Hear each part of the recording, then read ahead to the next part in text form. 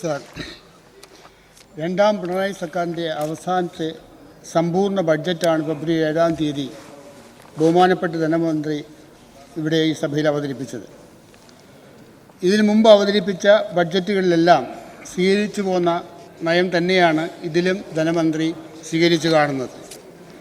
Sir, കേരളത്തിൻ്റെ വികസന മൂല്യങ്ങളായി കരുതപ്പെടുന്ന സാമൂഹ്യനീതിക്കും സാമൂഹ്യക്ഷേമത്തിനും ഒരു കേടും സംഭവിക്കാതെ തന്നെ മനുഷ്യ നന്മയ്ക്ക് ആവശ്യമായ വികസനം സാധ്യമാണെന്ന് ഒരിക്കൽ കൂടി തെളിയിക്കുകയാണ് 2025-26 ബഡ്ജറ്റ്.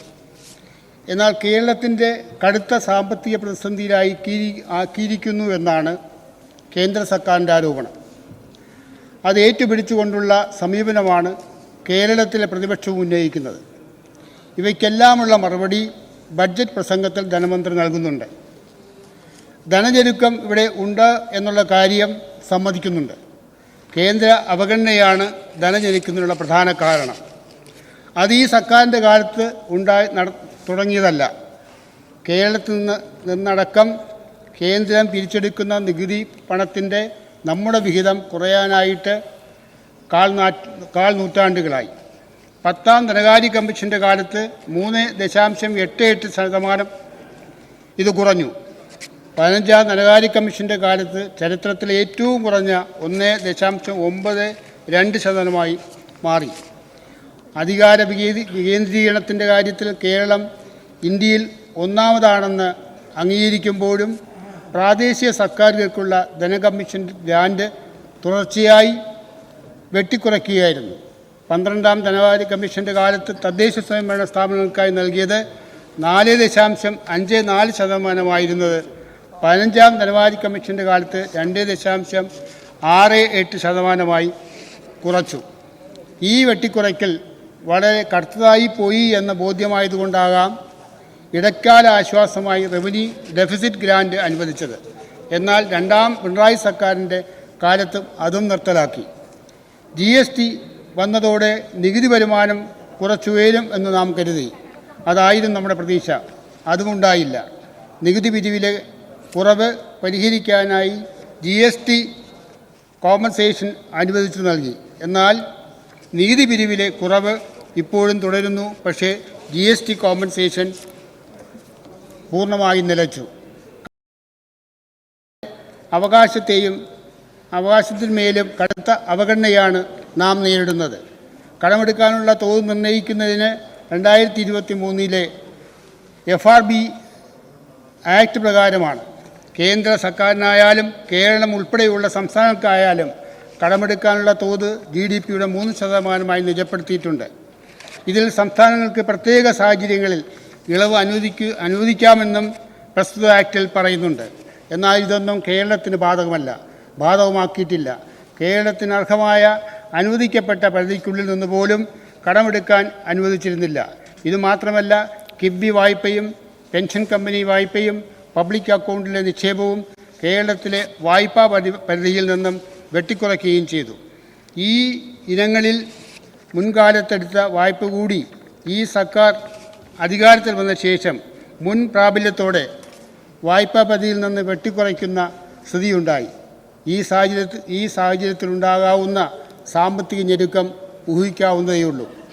അവഗണനയ്ക്കെതിരെ ഇന്ത്യയുടെ ഫെഡറൽ ഘടനയെ തകർക്കുന്ന കേന്ദ്ര സർക്കാരിൻ്റെ സമീപനത്തിനെതിരെ രാഷ്ട്രീയപരമായും നിയമപരമായും നമ്മൾ നേരിടുകയാണ്. സാർ, 16ാം ധനകാര്യ കമ്മീഷൻ്റെ മുന്നിൽ ഈ അവഗണന തുറന്നു കാണിക്കാൻ നമുക്ക് സാധിച്ചിട്ടുണ്ട്. കേരളത്തിലെ എല്ലാ രാഷ്ട്രീയ കക്ഷികളും ഐക്യത്തോടുകൂടി തന്നെ ഈ വിഷയത്തിൽ ഇടപെട്ടു.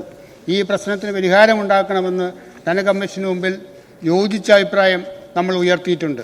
എന്തായാലും 15ാം ധനകാര്യ കമ്മീഷനെ അപേക്ഷിച്ച് മെച്ചപ്പെട്ട അവാർഡ് 16ാം കമ്മീഷനിൽ നിന്നും ഉണ്ടാകുമെന്ന് കരുതുന്നത്. കാരണം ഇപ്പോഴതിനേക്കാൾ കൂടുതൽ വെട്ടിക്കുറവ്, അവഗണന ഇനി ഒരു സംസ്ഥാനത്തോടും ചെയ്യാനില്ല എന്നാണ് ധനമന്ത്രി തൻ്റെ ബഡ്ജറ്റ് പ്രസംഗത്തിൽ വ്യക്തമാക്കിയിരിക്കുന്നത്. സാർ, ഈ പ്രതിസന്ധി ഘട്ടത്തെയും തരണം ചെയ്ത് പ്രതീക്ഷ ഉയർത്തിക്കൊണ്ട് തന്നെ മുന്നോട്ട് നീങ്ങാൻ നമുക്ക് കഴിഞ്ഞിരിക്കുന്നു.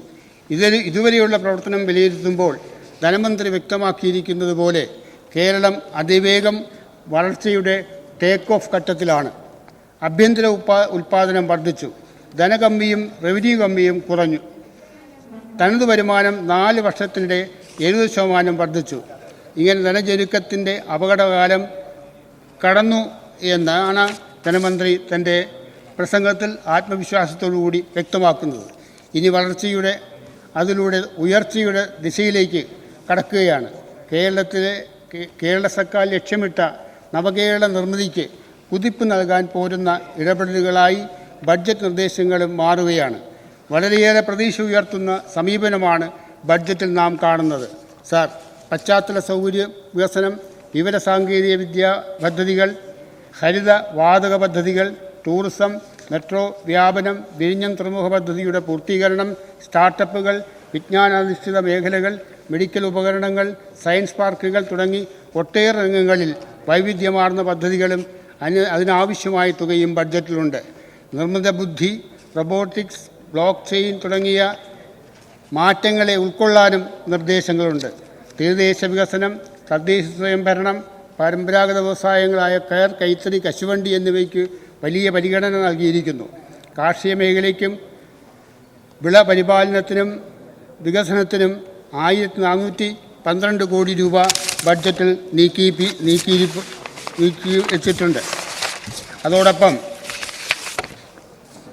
നെൽകൃഷി വികസന പദ്ധതിയുടെ ഘടകമായ സുസ്ഥിര നെൽകൃഷി വികസനത്തിനും റോയൽറ്റിക്കായി 25 കോടി രൂപ അധികമായി അനുവദിച്ചിട്ടുണ്ട്. നെൽകൃഷിയിൽ സൂക്ഷ്മ മൂലകങ്ങളുടെ പത്രപോഷണത്തിന് ധനസഹായം 1.15 കോടിയിൽ നിന്നും 3.5 കോടിയായി വർദ്ധിപ്പിച്ചിട്ടുണ്ട്.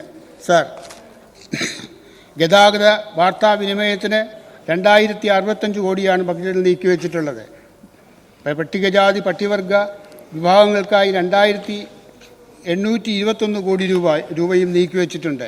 ലൈറ്റ് പദ്ധതിക്ക് 1160 കോടിയും ആരോഗ്യമേഖലയ്ക്ക് 10,431 കോടി രൂപയും വിദ്യാഭ്യാസം 2391 കോടി രൂപയും അനുവദിച്ചിട്ടുണ്ട്. സാർ, വിഴിഞ്ഞം, കൊല്ലം, പുനലൂർ വികസന ത്രികോണം, വെസ്റ്റ് കോസ്റ്റ് കനാലിൻ്റെ സ്വാധീന മേഖലയിലൂടെ സാമ്പത്തിക വികസനം, തീരദേശ ഹൈവേയോട് ചേർന്ന വികസന പരിപാടികൾ, തിരുവനന്തപുരം ഔട്ടർ ഏരിയ വളർച്ച, ഇടനാഴി തുടങ്ങിയ ഒട്ടേറെ നിർദ്ദേശങ്ങൾ അടങ്ങിയ ബഡ്ജറ്റിൽ പുതിയ കേരളത്തിൻ്റെ കൃത്യമായ ചിത്രമുണ്ട്. വയനാട് മുണ്ടക്കൈ പുനരധിവാസ പദ്ധതിക്ക് ആദ്യഘട്ടമായി 750 കോടി രൂപയാണ് അനുവദിച്ചത്. 2221 കോടി രൂപയാണ് മൊത്തം പ്രതീക്ഷിക്കുന്ന ചെലവ്. 1 പൈസ പോലും ഇതുവരെ കേന്ദ്ര സർക്കാരിൽ നിന്നും ഈ മഹാദുരന്തത്തിന് ലഭിച്ചിട്ടില്ല എന്നുള്ള കാര്യം വളരെ വേദനയോടുകൂടിയാണ് നമ്മൾ ഓർമ്മിക്കുന്നത്.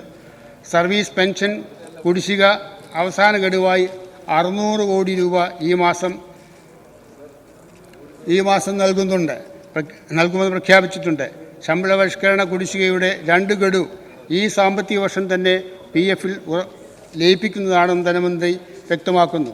ക്ഷേമ പെൻഷനായി 33,210 കോടി രൂപ ഈ സർക്കാർ ചെലവാക്കി.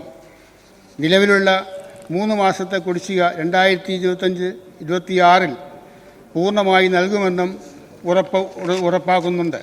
സാർ, കോടതി ചെലവുകൾ, ചെറിയ വർധന, കോൺട്രാക്ട് കാരേജ്, വാഹനങ്ങളുടെ നികുതി ഘടനയിൽ ഏകീകരണം, 15 വർഷം കഴിഞ്ഞ വാഹനങ്ങളുടെ നികുതി വർധന തുടങ്ങി 366 കോടി രൂപയുടെ വർധനവാണ് നികുതി ഇനത്തിൽ വിഭവ സമാഹരണമായി ബഡ്ജറ്റിൽ പ്രതീക്ഷിക്കുന്നത്. ധനമന്ത്രി അവതരിപ്പിച്ച 2005-2006 ബഡ്ജറ്റ് അത് അവതരിപ്പിച്ച കാലഘട്ടത്തിൻ്റെ സാമ്പത്തിക, രാഷ്ട്രീയ, സാംസ്കാരിക, സാമൂഹിക ജീവിതത്തെ അടയാളപ്പെടുത്തുന്നുവെന്നും അങ്ങനെ അത് ചരിത്രരേഖയും ഭാവി കേരളത്തിൻ്റെ വികസന രേഖയായി മാറുമെന്നും അദ്ദേഹം പ്രസ്താവിക്കുന്നുണ്ട്. ശുഭപ്രതീക്ഷയോടെയാണ് അദ്ദേഹം തൻ്റെ ബഡ്ജറ്റ് പ്രസംഗം അവസാനിപ്പിച്ചിരിക്കുന്നത്. ആ ശുഭപ്രതീക്ഷ സാക്ഷാത്കരിക്കട്ടെ എന്ന സാക്ഷാത്കരിക്കാനുള്ള പൂർണ്ണ പിന്തുണ രേഖപ്പെടുത്തിക്കൊണ്ട് ഞാൻ എൻ്റെ പ്രസംഗം അവസാനിപ്പിക്കുന്നു.